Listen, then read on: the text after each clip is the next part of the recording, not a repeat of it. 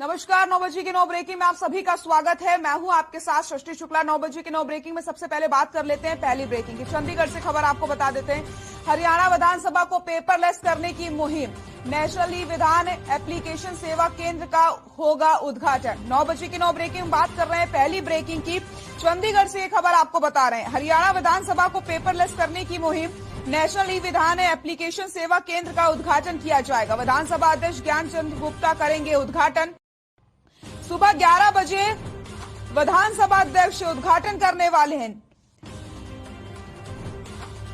तो वहीं आपको बताते चले, नेवा की 2 दिवसीय कार्यशाला भी शुरू की जाएगी। विधानसभा और सरकार के अधिकारियों को प्रशिक्षण मिलेगा। कार्यशाला में केंद्रीय संसदीय कार्य मंत्रालय की टीम ट्रेनिंग देगी। करीब 11:50 पर ज्ञानचंद गुप्ता प्रेस कॉन्फ्रेंस भी करेंगे। 9 बजे की 9 ब्रेकिंग में हम बात कर रहे हैं पहली ब्रेकिंग की। हरियाणा विधानसभा को पेपरलेस करने की मुहिम, नेशनल ई विधान एप्लीकेशन सेवा केंद्र का उद्घाटन किया जाएगा। विधानसभा अध्यक्ष ज्ञानचंद गुप्ता करेंगे उद्घाटन। सुबह 11 बजे विधानसभा अध्यक्ष उद्घाटन करने वाले हैं।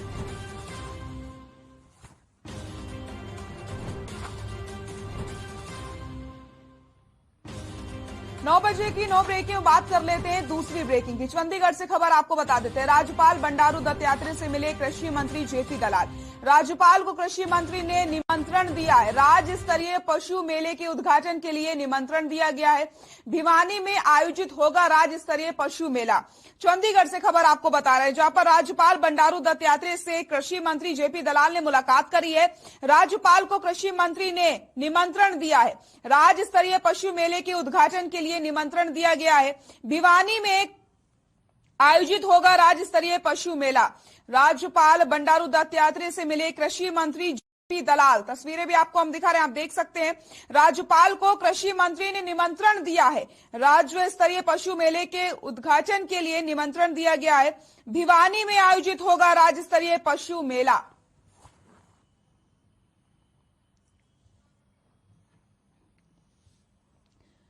राज्यपाल बंडारू दत्तात्रेय से मिले कृषि मंत्री जेपी दलाल। राज्यपाल को कृषि मंत्री ने निमंत्रण दिया है। चंडीगढ़ से ये खबर आपको बता रहे हैं। 9 बजे की 9 ब्रेकिंग में हम बात कर रहे हैं दूसरी ब्रेकिंग की। भिवानी में आयोजित होगा राज्य स्तरीय पशु मेला।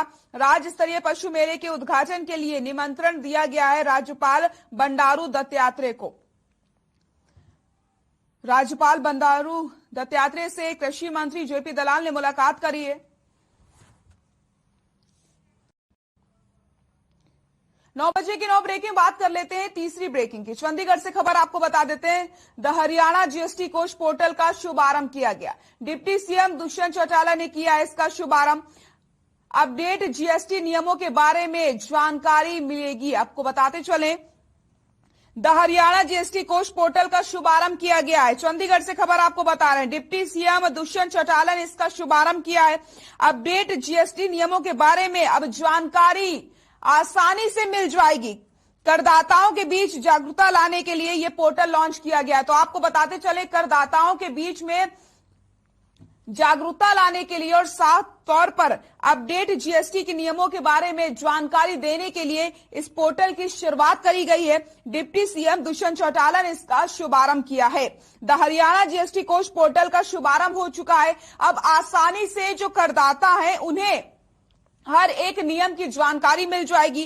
अपडेट जीएसटी के जो कुछ भी नियम है उनके बारे में आसानी से हर एक जानकारी अब लेना आसान हो जाएगा। डिप्टी सीएम दुष्यंत चौटाला ने शुभारंभ किया है। द हरियाणा जीएसटी कोष पोर्टल का शुभारंभ हो चुका है। 9 बजे की 9 ब्रेकिंग में हम बात कर रहे हैं तीसरी ब्रेकिंग की। द हरियाणा जीएसटी कोष पोर्टल का शुभारंभ। 9 बजे की 9 ब्रेकिंग बात कर लेते हैं चौथी ब्रेकिंग की। चंडीगढ़ से खबर आपको बता देते हैं। स्टेट एपेक्स कमेटी की 19वीं बैठक, मुख्य सचिव संजीव कौशल ने बैठक की अध्यक्षता करी है। स्टेट एपेक्स कमेटी की 19वीं बैठक, मुख्य सचिव संजीव कौशल ने बैठक की अध्यक्षता की। मुख्य सचिव ने अधिकारियों को दिशा निर्देश भी दिए हैं। एफआईआर पर पुलिस कार्रवाई को तय समय में किया जाए सूचीबद्ध। हर स्तर पर कार्रवाई की निगरानी करने के निर्देश भी दिए गए हैं। संजीव कौशल ने पुलिस और संबंधित विभागों की प्रशंसा भी करी है। स्टेट एपेक्स कमेटी की 19वीं बैठक का आयोजन किया गया। चंडीगढ़ से खबर आपको बता रहे हैं, मुख्य सचिव संजीव कौशल ने बैठक की अध्यक्षता करी है। मुख्य सचिव ने अधिकारियों को निर्देश भी दिए।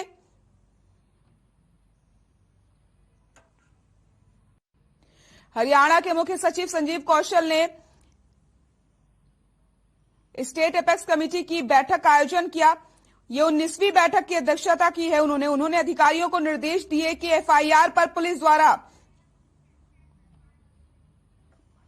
की जाने वाली कार्रवाई को समय पर पूरा किया जाए।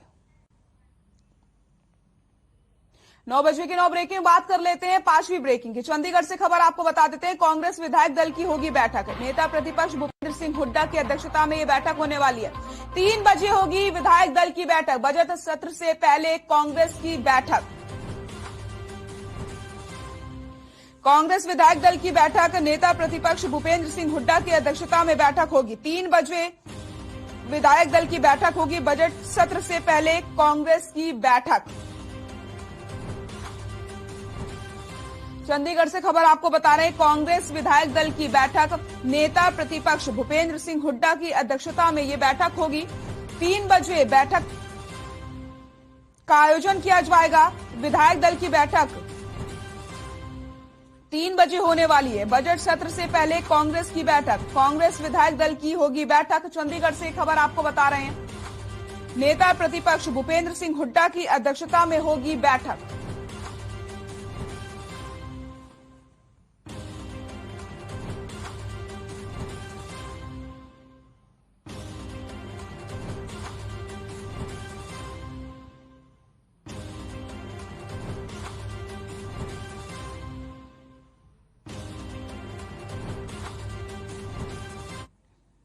नौ बजे की 9 ब्रेकिंग में बात कर लेते हैं 6वीं ब्रेकिंग की। चंडीगढ़ से खबर आपको बता देते हैं, शमशेर सिंह गोगी ने पीएम मोदी पर तंज कसा है। लोकसभा में पीएम मोदी के भाषण पर निशाना साधा गया है। अपने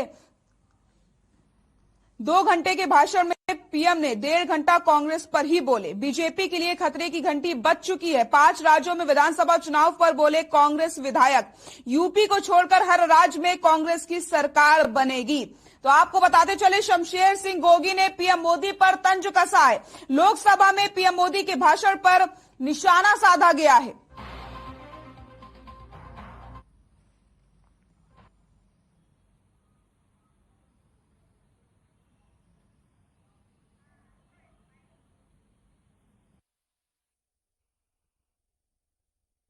देखो, मैं तो बड़ा खुश हूं कि अपने आप को शेर खां कहने वाला प्रधानमंत्री राहुल गांधी के भाषण से डर गया और कांग्रेस की ताकत को उसने एक्सेप्ट किया है, गांधी परिवार की ताकत को उसने एक्सेप्ट किया है।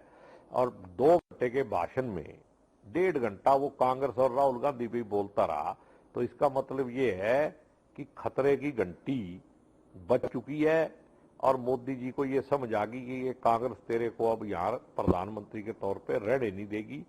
किसी भी तरीके से आगे बीजेपी का जो है वो चांस नहीं है। ये कल के भाषण से साबित हो गया।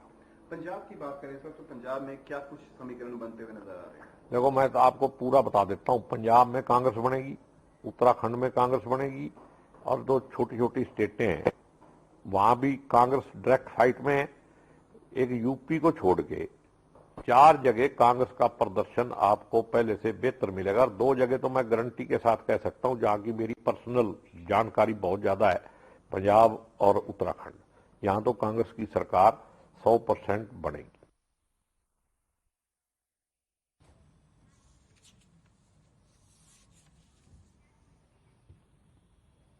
नौ बजे की 9 ब्रेकिंग में बात कर लेते हैं 7वीं ब्रेकिंग। प्रदेश में गिर रहा कोरोना का ग्राफ। 24 घंटे में मिले 1303 नए केस। 24 घंटे में 17 संक्रमितों की मौत हुई। एक्टिव मरीजों की संख्या की अगर हम बात करते हैं तो 10,199 पहुंच गई है।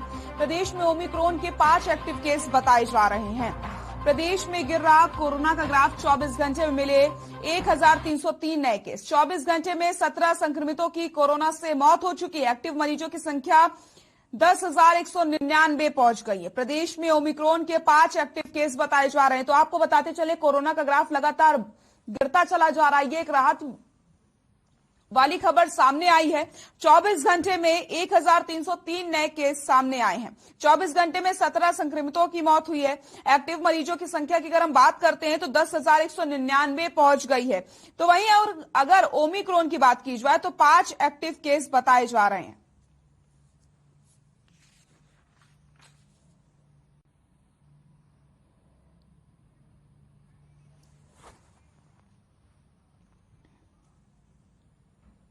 नौ बजे की 9 ब्रेकिंग बात कर लेते हैं 8वीं ब्रेकिंग की। दिल्ली से खबर आपको बता देते हैं, मौसम का मिजाज फिर से बदल गया है। उत्तर भारत के कई इलाकों में हो रही है बारिश, रुक रुक करके बारिश हो रही है। बारिश के बाद फिर से ठंड बढ़ गई है।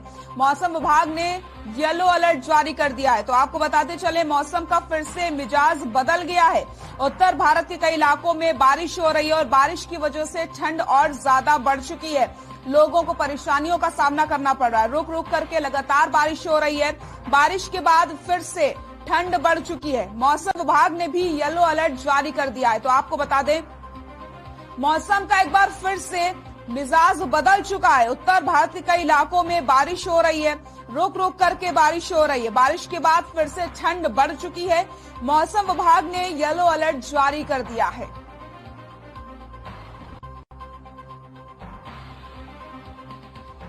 मौसम का फिर बदला मिजाज। उत्तर भारत के कई इलाकों में हो रही है बारिश, रुक रुक करके बारिश हो रही है। बारिश के बाद फिर से ठंड बढ़ चुकी है। मौसम विभाग ने येलो अलर्ट भी जारी कर दिया है।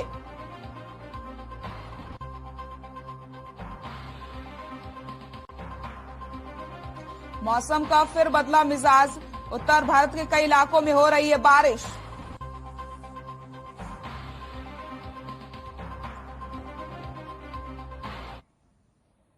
और इसी खबर पर ज्यादा जानकारी के लिए हमारे सहयोगी शिवानी लोहिया हमारे साथ लाइव जुड़ गए हैं गुरुग्राम से। शिवानी, आप पर रुक करूंगी। जिस तरीके से मौसम ने एक बार फिर से करवट बदल ली है, ठंड लगातार बढ़ती चली जा रही, क्या कुछ जानकारी मिल रही है? बिल्कुल, जिस तरीके से एक बार फिर से मौसम है वो करवट लेता हुआ नजर आ रहा है और कल रात थोड़ी थोड़ी बारिश के साथ 4 बजे से जो है गुजरात में तो बारिश है जारी है और बारिश और भी ज्यादा बढ़ती है। हालांकि कल जो है सूर्यदेव के दर्शन संपूर्ण तरीके से हुए थे, लेकिन आज की जो स्थिति देखकर लग रही है, हालांकि धूप जो है अभी भी निकली हुई है, लेकिन फिर भी जो थोड़ी बहुत बूंदाबांदी जो है वो फिलहाल हो रही है, जिससे कि सर्दी में जो है बिल्कुल जो है बढ़ी है सर्दी। और सर्दी जिससे बढ़ने की वजह से जो है जो लोग हैं वो अब फिर से, क्योंकि लोगों में बीच में ये हो गया था कि उन्होंने गर्म कपड़े जो है वो पहनने थोड़े कम कर दिए थे, लेकिन अब जब मौसम विभाग ने भी येलो अलर्ट जारी कर दिया है तो उसके बाद जो ये बूंदाबांदी हुई है तो उससे जो है सर्दी बिल्कुल बढ़ी है और लोगों में जो है अब थोड़ी फिर से अपने गर्म कपड़ों को उन्होंने निकालना जो है वो शुरू कर दिया है। सृष्टि, बिल्कुल है। जिस तरीके से जब बारिश होती है तो सबसे पहले जो गुरुग्राम वासी हैं उनकी जो परेशानी है वो बढ़ जाती है शिवानी, क्योंकि रास्तों में पानी भर जाता है और वो पानी की निकासी जल्द से जल्द नहीं हो पाती। इसको लेकर क्या कुछ अपडेट मिल रहे हैं?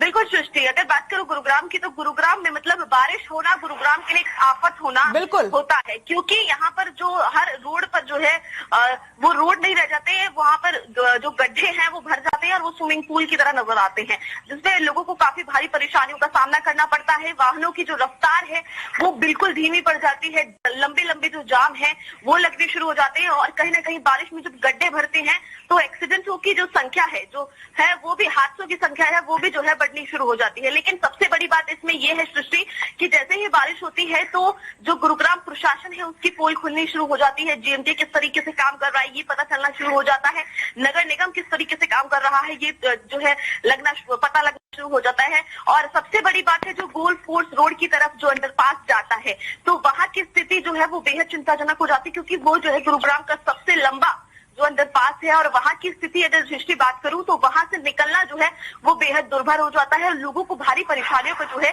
सामना करना पड़ता है। लगातार जब बारिश होती है तो गुरुग्राम वासियों को अनेकों परेशानियों का सामना करना पड़ता है, चाहे वो बस अड्डे की बात करूं, चाहे हॉस्पिटल सिविल अस्पताल के बाहर की बात करूं या फिर आम रोड की बात करूं। सभी इफ्को चौक का जो रोड है वो भी उसकी जो हालत है वो भी बहुत ही ज्यादा खराब हो जाते हैं। हालांकि वहां से मेट्रो स्टेशन बिल्कुल पास है, लेकिन बावजूद इसके जो प्रशासन है वो बिल्कुल वहां पर अपनी वो खुद ही पोल खोलता हुआ नजर आता है, क्योंकि वहां पे जो गड्ढे हैं वो साफ तौर पर ये बयान करते हैं कि किस तरीके से नगर निगम और जीएमडी जो है वो काम कर रहा है। हालांकि नगर निगम और जीएमडी बार बार ये दावा करता है कि हम जो है काम कर रहे हैं, और पिछली बारिश में सृष्टि ये भी जीएमडी और नगर निगम ने कहा था कि हम कैमरों के जरिए जो है नजर रखेंगे कि किस तरीके से जो है कहां पर गड्ढे हैं, कहां पर पानी भर रहा है, कहां पर धीमी रफ्तार हो रही है। हम वहां पर जाके ऑन द स्पॉट उसी समय जाकर वहां पर काम कराना शुरू करेंगे। लेकिन ये बातें सिर्फ आदेश देने के लिए होती है, क्योंकि अभी तक अगर आप बात करें तो गुरुग्राम में आज भी अगर थोड़ी सी बारिश ज्यादा हो जाती है तो सारी प्रशासन की जो पोल है वो खुलती हुई नजर आती है।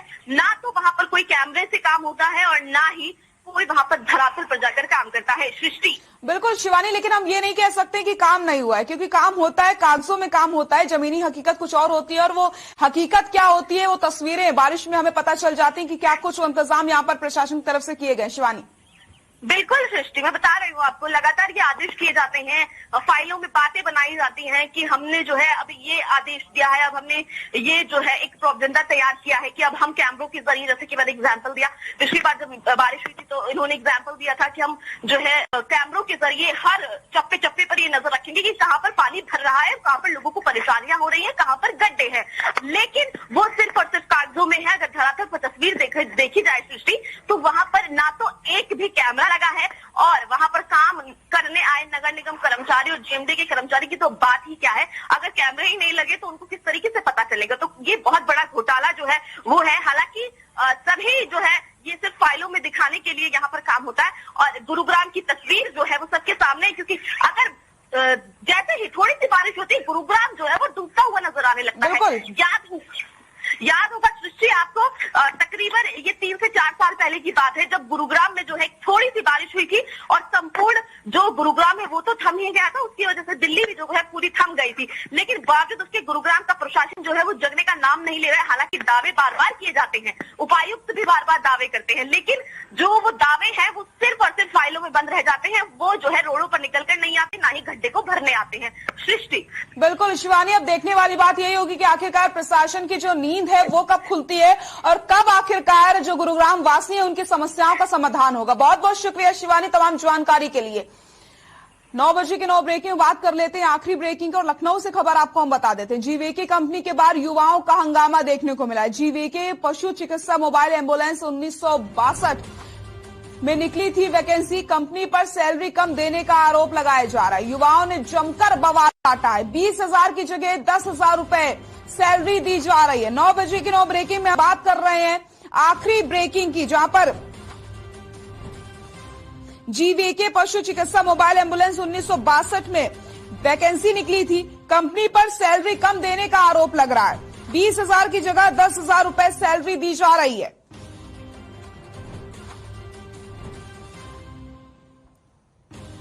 कंपनी के बाहर युवाओं का हंगामा देखने को मिला। यहां रुकते हैं छोटे से ब्रेक के लिए, जल्द हाजिर होते हैं।